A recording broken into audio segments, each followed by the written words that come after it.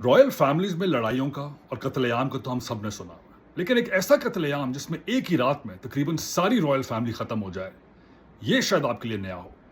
ये कहानी है नेपाली शाही खानदान की, जिसमें किंग बरेंद्रा और क्वीन ऐश्वर्या समेत रॉयल फैमिली के 9 मेन मेंबर्स मार दिए गए। ये वाकया 1 जून 2001 को नारायण हिती पैलेस काठमांडू में पेश आया, जहां सारी रॉयल फैमिली एक डिनर के लिए इकट्ठी हुई थी। ऑफिशियल रिपोर्ट्स के मुताबिक किंग बरेंद्रा का सबसे बड़ा बेटा और वली अहद प्रिंस दीपेंद्रा डिनर के दौरान फुल मिलिट्री फटीग में हॉल में दाखिल होता है और 5 मिनट में अपने सारे खानदान को गोलियों से छलनी कर देता है।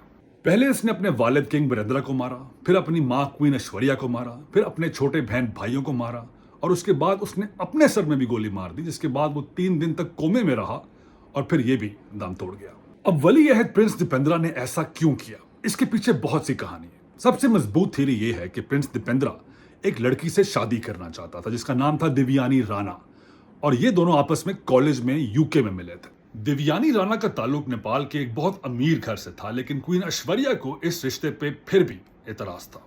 दिव्यानी की मां का ताल्लुक इंडिया की रॉयल ग्वालियर फैमिली से था, जिसकी वजह से किंग बरेंद्रा को यह डर था कि इस रिश्ते के बाद नेपाल में इंडियन इन्फ्लुएंस ना बढ़ जाए, और ये बात ना ही रॉयल फैमिली को मंजूर थी और ना ही नेपाल की अवाम को मंजूर थी। एक और थ्योरी के मुताबिक प्रिंस दीपेंद्रा को इस बात का बहुत गुस्सा था कि किंग बरेंद्रा ने, उसके बाप ने, नेपाल को एक एब्सोल्यूट मोनार्की जिसमें सारी ताकत बादशाह के पास होती है से चेंज करके सारी ताकत पार्लियामेंट को दे दी थी। लेकिन इस सारे किस्से में सबसे इंपॉर्टेंट किरदार किंग बरेंद्रा के भाई और प्रिंस दीपेंद्रा के चाचा गायंद्रा का हो सकता है।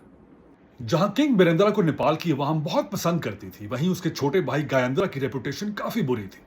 गायंद्रा रॉयल फैमिली का वो वाहिद इंपॉर्टेंट मेंबर था जो फायरिंग के वक्त महल में मौजूद ही नहीं था।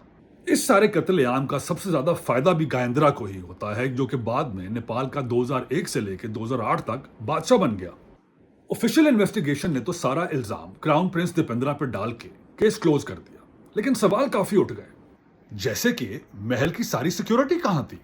अगर क्राउन प्रिंस दीपेंद्रा ने अपने आप गोली मारी है तो गोली का निशान सर के पीछे कैसे पड़ा? इन्वेस्टिगेशन इतनी जल्दी में क्यों कराई गई और नेपाल ने स्कॉटलैंड यार्ड को मदद करने से क्यों मना किया? क्या इस सारे किस्से में इंडियन एजेंसी रॉ का हाथ हो सकता है, क्योंकि किंग बरेंद्रा ने चाइना के हवाले से इंडिया की बहुत सी डिमांड्स को ठुकरा दिया? इस रॉयल मैसेकर की असल कहानी तो शायद कभी बाहर ना आए, लेकिन नेपाल आज तक भी इस वाकये से बाहर नहीं आ सका।